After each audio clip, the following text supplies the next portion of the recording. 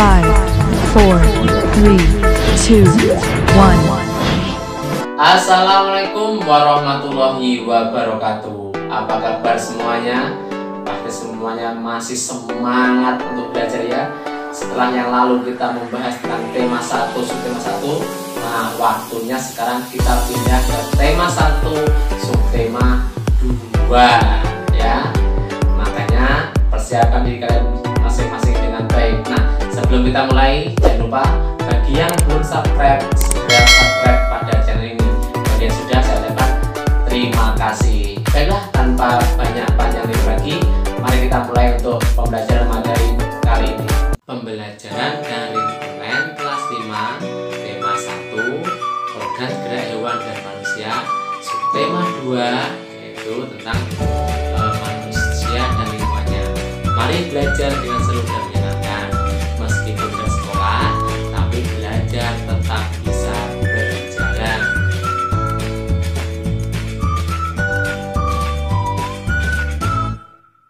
Gambar berikut ada dua gambar, yang satu bersepeda, satunya lagi yaitu mengendarai sepeda motor. Amatilah ilustrasi kedua gambar tersebut. Kemudian jawablah pertanyaan yang berikut. Nomor 1, peristiwa atau subjek apakah yang nampak pada kedua gambar di atas? Peristiwa apa? Iya, bersepeda dan mengendarai motor. Yang kedua, menurut pendapatmu, aktivitas pada gambar manakah yang menyehatkan? Yang mana? Tentu saja yang bersepeda ya. Yang ketiga, benarkah aktivitas manusia seperti bersepeda, berjalan, berlari, dan lain-lainnya sangat dipengaruhi oleh kerja organ gerak manusia? Nah, kita akan mengenal lebih jauh tentang sistem gerak pada manusia. Sistem gerak pada manusia atau dengan bahasa medis disebut sebagai sistem muskuloskeletal ya. Nah, sulit ya, terdiri dari tulang, otot, sendi, serta organ-organ lain seperti ligamen dan tulang rawan. Organ-organ yang termasuk ke dalam sistem ini akan bekerja sama untuk melakukan berbagai fungsi dengan baik. Nah, dalam sistem gerak pada manusia, tulang itu akan bekerja sama dengan tulang rawan, ligamen, serta jaringan ikat lainnya untuk merekatkan satu tulang dengan tulang lainnya. Sementara itu, untuk mendukung berat yang dipikul oleh tubuh, tulang akan bersama dengan otot. Tulang dan otot juga akan membantu tubuh untuk dapat bergerak dengan baik. Tanpa adanya tulang rangka, otot tidak akan memiliki tempat untuk menempel agar dapat melakukan fungsinya dengan baik. Nanti yang masih ingat, fungsi otot itu apa? Iya, alat gerak aktif. Sekarang kita mencari ide pokok paragraf. Ide pokok atau gagasan pokok ataupun gagasan utama adalah masalah utama yang diungkapkan dalam suatu bacaan. Adapun macam-macam ide pokok ya, yaitu ada deduktif, induktif, dan campuran. Deduktif yaitu ide pokok suatu paragraf yang terletak di awal paragraf. Dan yang kedua, induktif yaitu ide pokok suatu paragraf yang terletak di akhir paragraf. Tidak boleh terbalik, hati-hati. Yang ketiga adalah paragraf campuran, deduktif, induktif. Artinya apa? Ide pokok suatu paragraf itu terletak di awal dan di akhir paragraf. Intinya apa yang ketiga itu? Dalam satu paragraf itu terdapat dua ide pokok, yaitu di awal dan akhir. Cara menentukan ide pokok. Menentukan ide pokok paragraf dapat dilakukan dengan melakukan beberapa cara berikut. Ini harus diingat-ingat ini ya. Ini penting. Nanti semua belajar ada ini.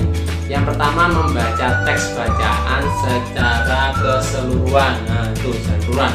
Yang kedua, memahami dan menemukan kalimat utama pada teks bacaan. Yang ketiga, menemukan ide pokok bacaan. Kuncinya yaitu yang kedua. Setelah membaca suatu teks, harus menemukan kalimat utamanya dulu ya. Dan ingat, mari kita belajar untuk menemukan sebuah ide pokok. Ayo mengamati. Salah satu kegiatan yang disukai Benny saat hari libur adalah bersepeda, menyusuri jalan pedesaan. Udara di pedesaan masih segar karena masih banyak pohon dan masih sedikit polusi. Kegiatan Benny ini tentunya dapat bermanfaat bagi kesehatan. Dengan bersepeda ya rutin, semua organ gerak yang ada di tubuh dapat bekerja sebagaimana mestinya. Ya, coba perhatikan, pernahkah keadaanmu terasa pegal dan kaku setelah duduk diam beberapa saat? Ya, karena pada saat duduk diam dalam waktu yang lama, organ-organ gerak pada tubuh tidak bekerja sebagaimana mestinya. Harusnya bekerja buat nyantai berbahan ya. Setelah mengayuh sepedanya beberapa saat, tibalah Benny sebuah kebun sayur. Benny senang sekali, ada sayur luas terbentang karena pepohonan hijau. Tanah yang semula dicangkul, dipupuk dan diberi beberapa dibuat ini berubah menjadi hamparan yang luas yang dipanen ya, yang oleh Pak Tani sudah diolah ya, akhirnya menjadi hamparan yang hijau sehingga Benny sangat menyukainya. Itu intinya seperti itu. Pada bacaan tersebut ada 3 paragraf. Mari kita temukan masing-masing ide pokok pada paragraf. Yang paragraf pertama, temukan dulu kalimat utama ada di mana. Ayo, di awalkah atau di akhirkah atau di awal dan akhir? Nah, siapa yang tahu? Kalimat utamanya itu kalimat yang menjadi pokok bahasan dan diberi beberapa kalimat penjelas. Nah, pada kalimat pertama, paragraf pertama ya, terdiri dari beberapa kalimat. Nah, kalimat utamanya ya yang perlu kalian cermati, nanti pasti menjadi ide pokok ya. Apa nanti ya? Yang pertama adalah salah satu kegiatan disukai Benny adalah bersepeda di waktu libur ya. Kalau di awal berarti deduktif. Yang kedua, nah kalau yang kedua itu ya, yang kedua itu baru namanya campuran deduktif induktif, ada di awal dan juga di akhir. Nah, pada paragraf ketiga ya, kalau kalian cermati, kalian perhatikan kira-kira di mana? Iya, itu ada di kalimat pertama ya, deduktif. Mohon maaf yang untuk yang pertama saya lupa mencoretnya dengan warna merah ya. Tadi contoh kita mencari pokok. Langsung Azu merangkum. Nah, apa yang sudah aku pahami pada pembelajaran kali ini? Nah, pada kali ini kita sudah mempelajari tentang mengenal lebih jauh sistem gerak pada manusia, dan juga kita sudah mempelajari tentang mengenal macam-macam ide pokok pada paragraf. Nah, tugas kalian di rumah adalah tulislah di buku tulis, sebutkan organ-organ tubuh yang fungsinya meningkat pada kita berolahraga jogging. Tentukan ide pokok masing-masing paragraf pada bacaan bersepeda, hobi dengan segudang manfaat. Nah, kamu terus di buku, terus dikerjakan, tidak usah dikumpulkan ya, nggak usah difoto terus dikirimkan ke saya ya, nggak usah, nggak perlu, nggak apa. Nah, jangan lupa kritik sarannya agar nanti pembelajaran kedepannya lebih bagus lagi ya.